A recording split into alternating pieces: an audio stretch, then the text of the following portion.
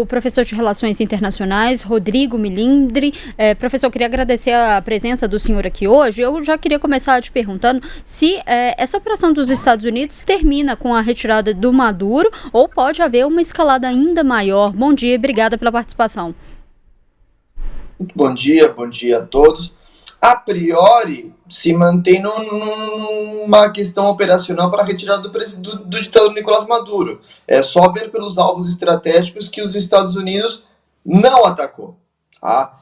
Eu acompanhei algumas mídias e algumas imagens agora pela manhã feitas por venezuelanos também, que tem na mídia internacional, e foram bombardeios em praças, na pista do aeroporto, num porto que não tem tanta relevância. Então, o objetivo primário era retirar o Nicolás Maduro. Tanto é que a vice-presidente continua lá.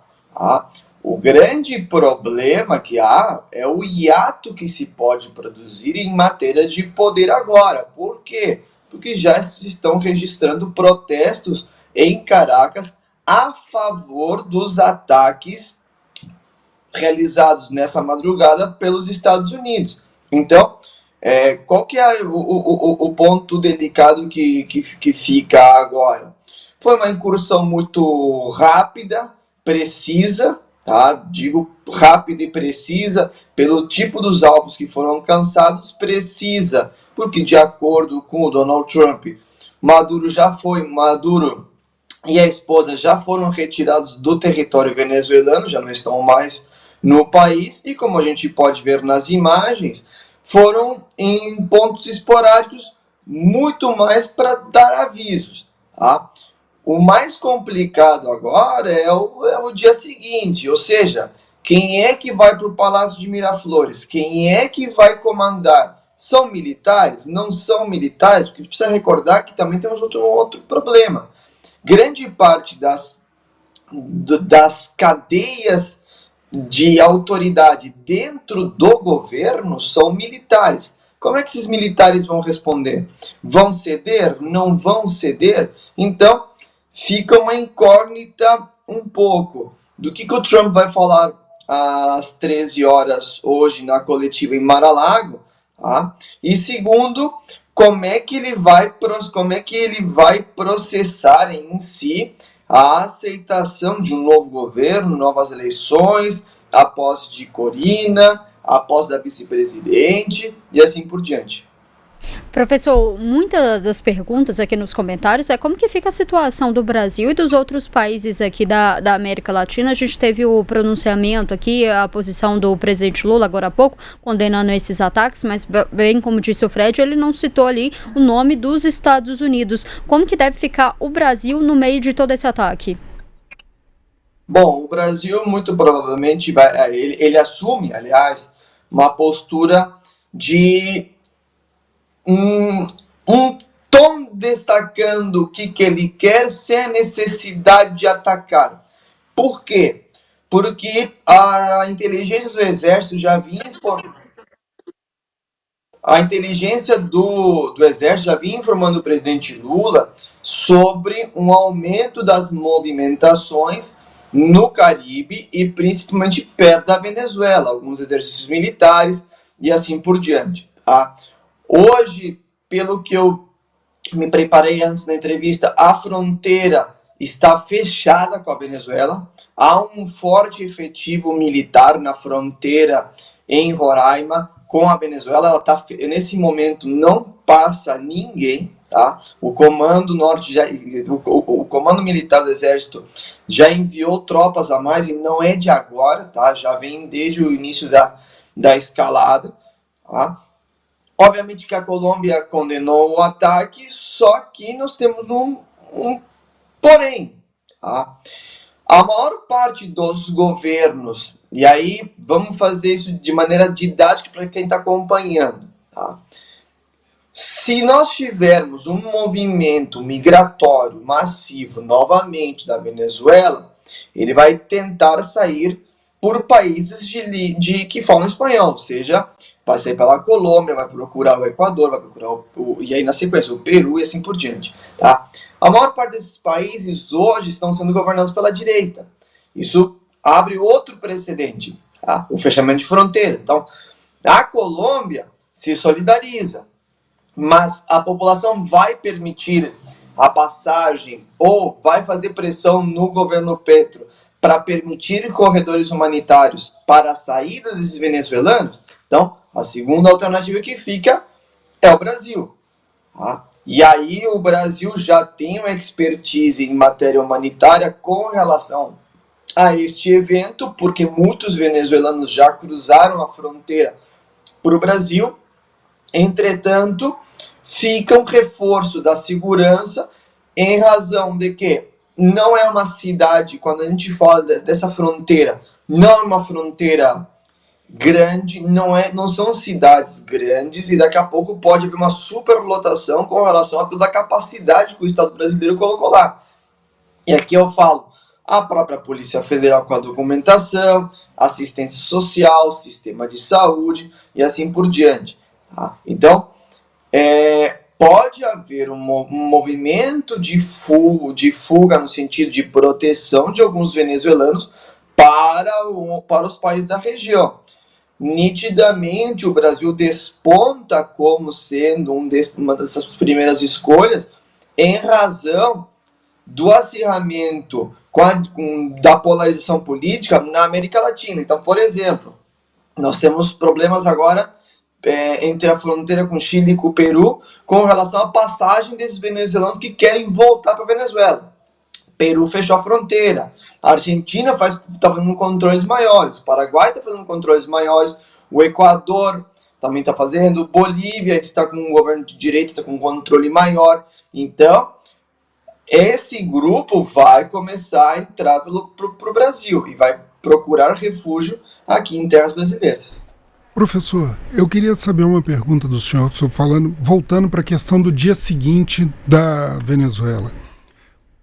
Qual a capacidade que o senhor vê de Maria Corina Machado, que hoje é o expoente mais visível da oposição venezuelana, de mobilizar o retorno dela e a realização de eleições ou de mobilizar uma oposição dentro da Venezuela para conduzir o movimento hoje?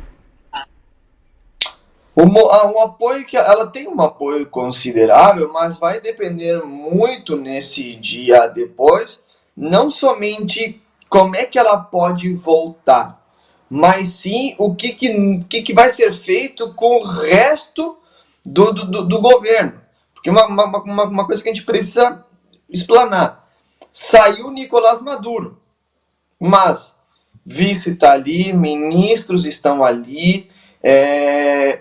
É muito curioso que em nenhum momento há uma menção do Departamento de Justiça dos Estados Unidos, do próprio Trump, e nem de comandos militares estadunidenses sobre a situação da vice. Tá? Então, se a gente notar um determinado padrão, a gente vai ver o seguinte: a vice do Maduro hoje, ela falou, eu quero provas vivas de que foi sequestrado, de que foi levado, mas em nenhum momento ela falou, isso é um desaforo. Então, a perspectiva que se desenha pode ser que nem a própria oposição vá governar. Que seja feito algum acordo, um governo situacional com a vice do Maduro hoje para próximas eleições. Agora, abre brecha para oportunidades para outros. Claro que a Maria Corina é a maior expoente que a gente vê com relação a esses movimentos e com relação à construção de uma oposição. Mas podem surgir outros candidatos, assim como já tivemos em outros momentos candidatos à presidência que foram mortos em razão desse tipo de oposição. Tá? Cabe aguardar a manifestação da Maria Corina com relação a como é que ela enxerga esse processo e outra, se os Estados Unidos querem ela dentro deste processo. Porque também tem um ponto que você estava comentando antes da minha entrada, muito importante, a questão do petróleo venezuelano. A Maria Corina está disposta a negociar o petróleo venezuelano diretamente com os Estados Unidos, porque o que se enxerga de prontidão é que eles precisam um governo alinhado unicamente com Washington para garantir o suprimento petrolífero para os Estados Unidos. O resto, aí é com vocês, tá? E por que eu comento isso? Porque esse modus operandi da operação de hoje não é a primeira vez que a gente vê. Já aconteceram em outras operações no Oriente Médio, que entra, depõe governo, e aí agora é com vocês. Eu fiz a minha parte, agora se resolvam. Então fica muito... Qual será se realmente haverá espaço para a Maria Corina no dia depois, por assim dizer. Professor, muitas perguntas aqui no comentário, porque agora há pouco o governo de Donald Trump começou a notificar lideranças do Congresso dos Estados Unidos agora pela manhã, depois dessa ação militar na Venezuela, né? Isso foi uma informação dada pela CNN americana, e em dezembro, né, a chefe de gabinete do presidente Donald Trump já havia dito numa entrevista, inclusive para Vanity Fair, que uma intervenção na Venezuela precisaria da aprovação do Congresso. E aí, muitas das dúvidas aqui no comentário os Estados Unidos poderia ter feito esse ataque? Poderia ter feito o ataque. E, aliás, é um pouco da maneira como o Trump vem trabalhando. Ele não pergunta para o Congresso, ele vai lá e faz. Depois ele pergunta para o Congresso ou discute. Claro que precisamos considerar outros pontos. Inflação elevada, popularidade do governo e elementos como as eleições de meio de mandato agora nos Estados Unidos impactam muito. Então, por mais que você tenha, no caso dos republicanos, uma maioria nas câmaras, ela talvez não se traduzisse em aprovação ao ataque. E detalhe, já há precedentes com relação a ataques estadunidenses no mesmo molde. Por exemplo, o caso do Iraque, quando o Bush decide bombardear Bagdá, sob a acusação de que o Saddam Hussein tinha armas de destruição em massa, talvez uma parcela aqui recorde, isso foi feito à noite, sim, e Bush atacou e pronto. Quando foi capturado o Bin Laden, foram lá e avisaram depois, nós capturamos o Bin Laden, avisaram o Congresso e prestaram contas ao Congresso depois. Então, as prerrogativas que o presidente da República tem, no caso dos Estados Unidos, são um pouquinho diferentes. Além da maneira como o Trump conduz a política. Primeiro ele faz, depois ele pergunta. Tá? E tem sido assim com as taxas, com a questão da cidadania a filhos de imigrantes, tem sido assim com as prisões de imigrantes, e de novo, e agora com o episódio da Venezuela. Então, com certeza, este ataque vai forçar as eleições para um outro cenário, tá? Principalmente com os republicanos almejando manter o número de cadeiras para não perder os demócratas, considerando que, por exemplo, nós tivemos vitórias dos demócratas em alguns pontos chaves, como, por exemplo, Nova York, com a posse do prefeito ainda nesta semana. Tá? Então, primeiro faz, depois pergunta. E aí nessa pergunta daí esclarece, mas já está feita a ação. Fred vai fazer uma pergunta. Só antes, Fred, eu queria convidar quem está aqui nos acompanhando na live a mandar a sua pergunta para a gente fazer aqui para o professor e também continuar votando na nossa enquete. Mas, Fred, pode fazer a pergunta. Não, é só trazer uma informação para o senhor aqui, que o ministro do Interior, o ministro da Defesa, o Padrinho Lopes, ele fez uma declaração recente, agora há algumas horas, pedindo calma à população e que confie na liderança. Ou seja, essa questão que o senhor falou, da necessidade de uma reafirmação de quem está no poder e etc., a gente já está vendo essa acomodação, principalmente desse posicionamento dele, né, do ministro da Defesa, mais até do que da vice-presidente. Ele que está sendo esse porta-voz, entre aspas, desse momento de insegurança e incerteza. Né? O senhor vê algum outro nome, ou tem percebido nessas declarações da manhã, algum outro nome do regime que tenha tentado também buscar uma proeminência? Não, a princípio somente a questão do ministro da Defesa, tá? E a vice que perguntou se, queremos provas que ele está vivo. Agora, isso mostra uma lógica que a gente pode traçar, tá? Se esta manifestação, se este ponto vem de alguém de uma linha militar, tá?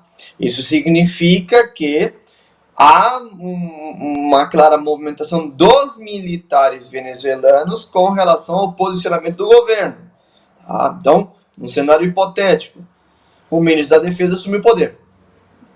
Vice continua vice, porque a gente tem que considerar que a vice é um civil, tá? E o Maduro tinha além de ter as suas forças, ele se cercou de militares em todas as esferas, inclusive na PDVSA, na Petróleos de Venezuela, também tem uma cadeia militar. Tá? Então, quando a gente vê já os militares se movimentando, é que, olha, isso aqui não é civis, deixa com a gente que a gente resolve isso aqui. Tá?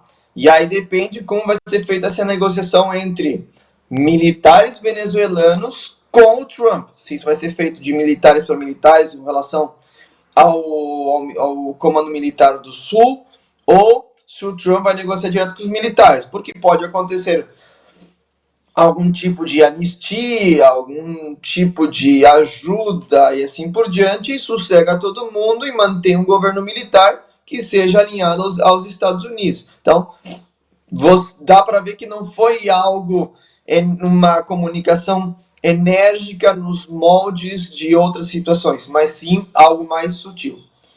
Professor, eu vou inclusive pedir a sua ajuda e do Fred também, porque eu estou vendo muitas dúvidas aqui no comentário, muita gente querendo saber o que aconteceu com o Nicolás Maduro, o que a gente pode falar exatamente de qual que é a situação dele a partir de agora. Bom, o Nicolás Maduro está fora do território, de acordo com o Trump. Para onde pode ter sido enviado, aí é um dos grandes mistérios. Tá? Se nós considerarmos que foi uma equipe de elite, de rápida resposta, talvez, isso aqui é uma hipótese, tá? Para quem está acompanhando. Os Estados Unidos têm uma base muito grande em Porto Rico, tá? Uma base militar de onde era feita toda a logística operacional. Pode ser que tenha sido levado para lá num primeiro momento, tá? Para deixar ele, por assim dizer, off dos radares e off da percepção, para ser levado posteriormente para os Estados Unidos. Tá? Como é que a gente... E aí entra o ponto. Porto Rico é uma extensão territorial dos Estados Unidos, seja se aplicando-se normativas jurídicas estadunidenses. Então, pode responder pelos crimes ou pelas condenações que foram imputadas hoje pela Pambondi, hoje pela manhã, com relação a narcoterrorismo, narcotráfico, retenção de explosivos, ações terroristas, assim por diante. Pode ser que ele esteja em Porto Rico e que seja julgado e tudo em Porto Rico. Ou, de maneira muito simbólica, tá? Porque nós precisamos compreender que o Trump é alguém da mídia, tá? Ele sabe como ter a mídia e principalmente pensando no meio de mandato, tá? Que ele leve o Maduro para os Estados Unidos, tá? Numa grande cadeia de rádio e TV nacional, mostrando, ó, tá aqui, agora tá na frente diante do juiz para responder pelos crimes que todos os estadunidenses sofreram. Então, por que eu imagino o caso de Porto Rico? Porque para cima nós temos Panamá. Panamá já confrontou os Estados Unidos com relação ao canal do Panamá. Depois nós temos, e aí, continuando em si, não geograficamente, mas pegando aquela região, El Salvador. Mas o El Salvador ele se comprometeu com a recepção dos presos da imigração ilegal. Não necessariamente tem um peso. E também não há bases militares estadunidenses para exercer a lei estadunidense. O outro ponto, México também não.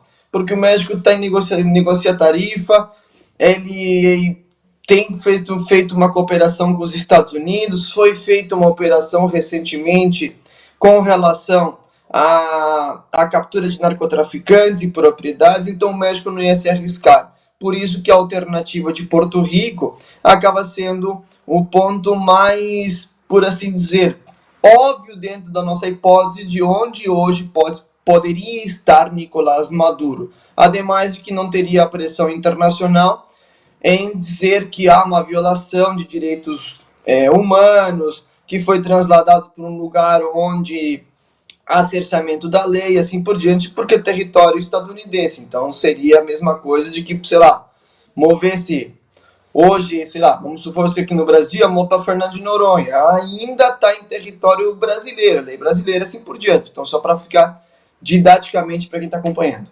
Professor, desculpa Fred, só, pode fazer. Perdão aqui, Letícia. Professor, só lembraria um ponto também aqui, mas que eu acho muito arriscado politicamente para Donald Trump, que seria Guantánamo. Guantánamo colocaria Maduro numa situação de um vácuo legal, porque responde por legislação militar e não por legislação civil norte-americana, além do fato de ter ganhado uma reputação muito ruim durante o período da Guerra ao Terror.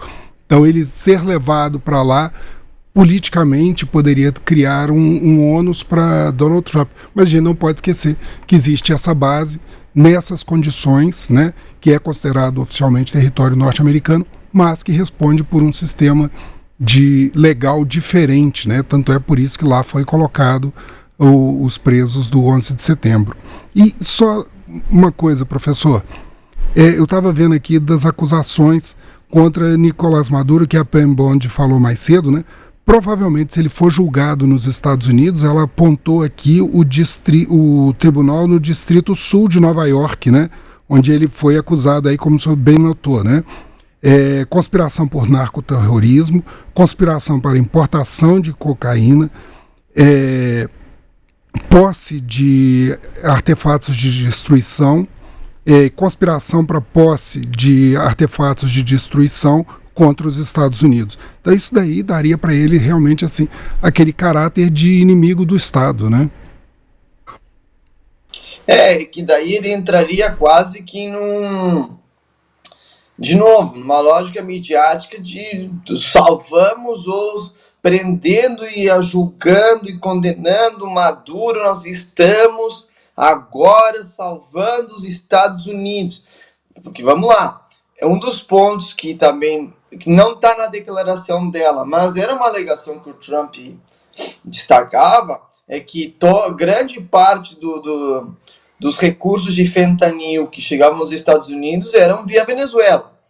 E, de fato, não temos a questão dos entorpecentes, mas não no volume que chega, por exemplo, nos portos da costa oeste, vindo principalmente da China. Então, é óbvio que, midiaticamente falando, isso repercute muito, tá? E agora, você vai se recordar desse momento, de quando foi transmitido, aliás, o enforcamento do Saddam Hussein. Vocês devem recordar que foi feito ao vivo. Todas as cadeias de televisão nos Estados Unidos transmitiram aquele episódio, dizendo, olha, os Estados Unidos livrou o mundo do mal. E a mesma coisa, claro, sem imagens, aconteceu depois com o Bin Laden. Então, tem um efeito visual muito grande, tá? Não duvido que daqui a pouco, às 11 horas, quando o Trump fizer a coletiva, às 13 horas, 11 horas em Mar-a-Lago, tem uma foto gigante dele preso, sei lá, algemado, encapuzado, enfim, para mostrar, porque é a forma como ele trabalha, pelo menos para dar resposta, prendemos. E por que eu digo essa questão de dar respostas? Porque, por exemplo, na semana passada ele falou, nós bombardeamos um porto na Venezuela. Ele não teve imagem, Maduro não mostrou imagem, e assim por diante. Então, tem esse ponto. E a questão, só voltando à questão de Guantánamo, aí no caso de Guantánamo, tem a questão dos direitos humanos, todas as questões relatadas, mas também tem um novo cenário geopolítico. Por quê? Porque no caso, vamos pegar a questão geopolítica, vamos pegar o Marco Rubio. Marco Rubio, como filho de imigrantes cubanos, levar o Maduro para território cubano, num enclave estadunidense, não seria viável, dizendo, olha, tá preso, tá aqui, tá seguro.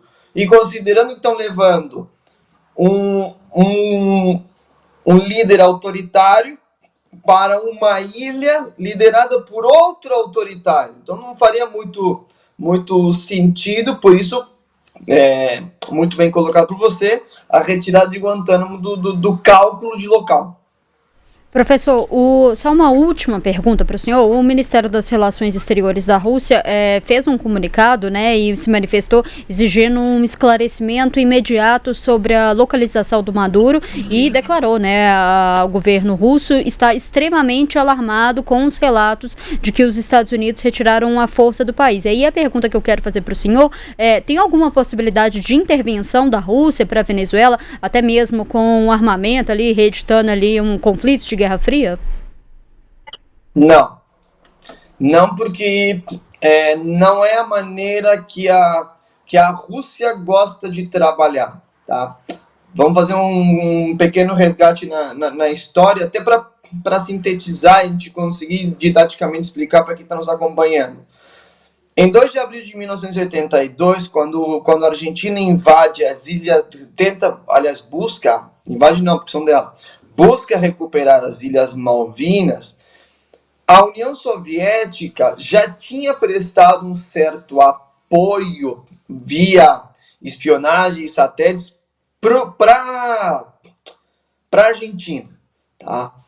Haveria uma possibilidade, inclusive a Argentina vendia grãos, vendia trigo e vendia arroz para a União Soviética, mesmo com o embargo de cereais, produto dos Estados Unidos, ali na Guerra Fria. E a União Soviética não se mexeu durante o conflito das Malvinas. Então, inclusive, os próprios Estados Unidos não... A Argentina acreditou que ia se mexer por causa do TIAR, os Estados Unidos nem se mexeu. Tá? A mesma lógica está se repetindo. Tá? Mas por quê? Porque o problema do Trump com a Rússia é outro.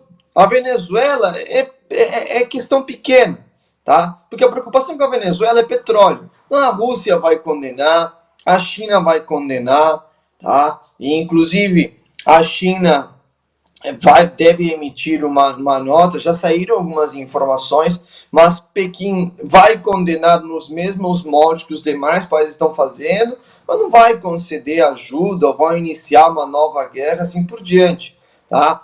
E por quê? Porque na semana passada, China fez exercícios militares próximo a Taiwan, tá? E os Estados Unidos não mandou tropas, só fez uma nota e ponto. Vendeu armas para Taiwan, mas os Estados Unidos, eu fiz a minha parte. O que é minha parte? Minha parte de vendedor, comerciante, eu vendi. Então, mesmo caso da Rússia. Então a gente vê que a Rússia fez empréstimos com relação à Venezuela, tá? O que mais preocupa, mais do que a Rússia, é o caso da China, tá? Porque, de acordo com informações oficiais, grande parte do petróleo venezuelano está hipotecado por empréstimos com a China. Então, aí sim nós temos um pequeno problema, porque o Washington vai ter que negociar com os chineses. Como é que eu vou pagar essas dívidas? Eu vou extrair petróleo, por exemplo, vamos fazer o seguinte, isso aqui é teu, isso aqui é meu, e nós resolvemos? Como é que fica? Então, o grande problema hoje não é o que a Rússia vai dizer, mas sim como é que Pequim vai responder, principalmente porque os chineses falam, estão me devendo, quem que vai pagar a conta? É o Washington. O Washington não vai pagar uma conta para a China, que é uma dívida da Venezuela. Se for para o petróleo, quem vai ficar com o quê? Então a preocupação maior hoje e até pelo cenário geopolítico que se desenha, essa discussão Washington-Pequim com relação aos pagamentos dos empréstimos e como é que fica a posição do próximo governo venezuelano em sentar para negociar com os dois. Vai ter que sentar com Pequim, como é que eu vou pagar, o que eu vou fazer, olha, eu te ajudei, agora me ajuda. E com o Washington, bom, vocês tiraram o Maduro, vocês queriam, o que vocês querem? Nós temos petróleo, como? A que condições, a que preço, como? E assim, quem é que vai tirar? E assim por diante.